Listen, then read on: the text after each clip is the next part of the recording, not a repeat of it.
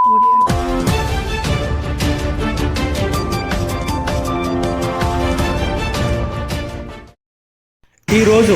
Doctor BR Ambedkar గారి 69వ వర్ధంతిని పురస్కరించుకొని Shri Rajarajeshwara tiles and marble association Peddapalli జిల్లా అధ్యక్షులు కల్లపల్లి రవి ఆధ్వర్యంలో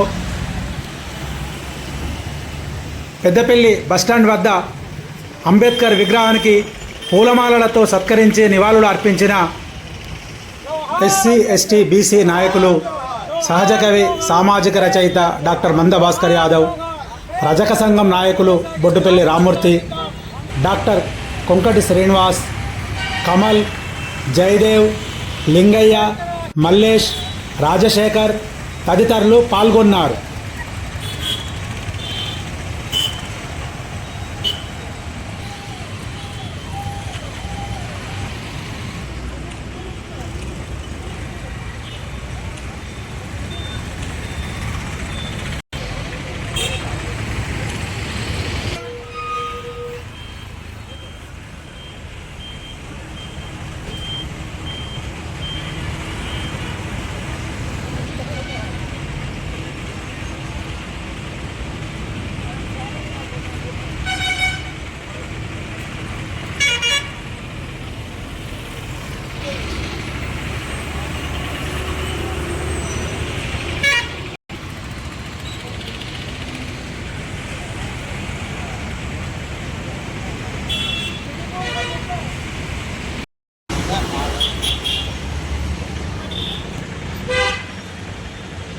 हमारे हमारे हमारे हमारे हमारे हमारे కొనసాగిద్దాం కొనసాగిద్దాం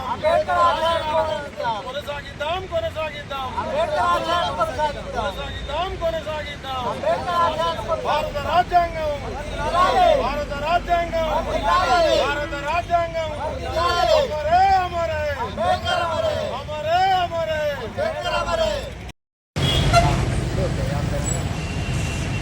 ఈరోజు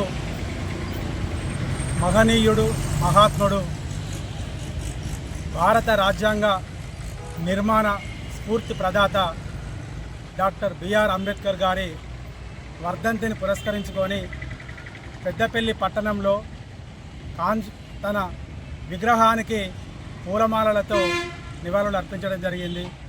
మరి ఆ మహనీయుడు యావత్ భారతదేశానికే కాదు, ప్రపంచంలోనే అత్యంత గౌరవించబడే మహోన్నతమైన వ్యక్తి. మరి మనము చరిత్ర లోపల దేవుళ్ళ గురించి విన్నాము, కానీ ఇప్పుడు సమాజానికి ప్రత్యక్ష దైవము మరి మన బిఆర్ అంబేద్కరే. మరి నేను ప్రత్యక్ష దైవం అని ఎందుకంటున్నా అంటే, ఆ మహనీయుని రాజ్యాంగ స్ఫూర్తితోనే ప్రజలు ఆ హక్కులను వినియోగించుకుంటూ వారికి ఉన్న వసతులను, హక్కులను పొందుతూ మరి ప్రతి ఒక్కరూ సమాజం లోపల గౌరవించబడుతూ గుర్తించబడుతుండ్రు. మరి ఈ సందర్భంగా తనకు రాసిన రాజ్యాంగంలోని చట్టాలను సమన్వయం, స్వేచ్ఛ, సమానత్వం ఇది అందరికీ వర్తించేలాగా మరి బహుజనులకు రాజ్యాధికారం వచ్చినప్పుడే సాధ్యమవుతుంది. మరి ఆ మహనీయుడు మన కోసం రాసినప్పటికీ మరి అగ్రవర్ణాలు ఆధిపత్యం లోపల చట్టాలు బానిసలుగా మారుతూ ఇప్పటికీ అణగారిన వర్గాలకు మరి అన్యాయం జరుగుతుంది. ఇక నుండైనా ఎస్సీ ఎస్టీ బీసీ మైనారిటీలు ఒక్కటై రాజ్యాధికారాన్ని మనం చేతబట్టి బహుజనుల రాజ్యాధికారం వస్తే మన సమస్యలకు పరిష్కారం అవుతాయి. మరి నేను ఎందుకు ఈ మాట చెప్తున్నానంటే, మరి అగ్రవర్ణాల రిజర్వేషను ఎవరిని అడగకున్నా వాళ్ళు సాధించుకున్నారు. మరి బీసీ రిజర్వేషన్ కాడికి వచ్చేసరికి మరి న్యాయపరమైన చిక్కులని మరి అట్టడుగు బడుగు బలహీన వర్గాల నోట్లో మన్ను కొడుతున్నారు. ఎందుకంటే పెట్టేవాడు మనవాడు అయితే ఎక్కడున్నా మనకు కడుపు నిండుతుంది.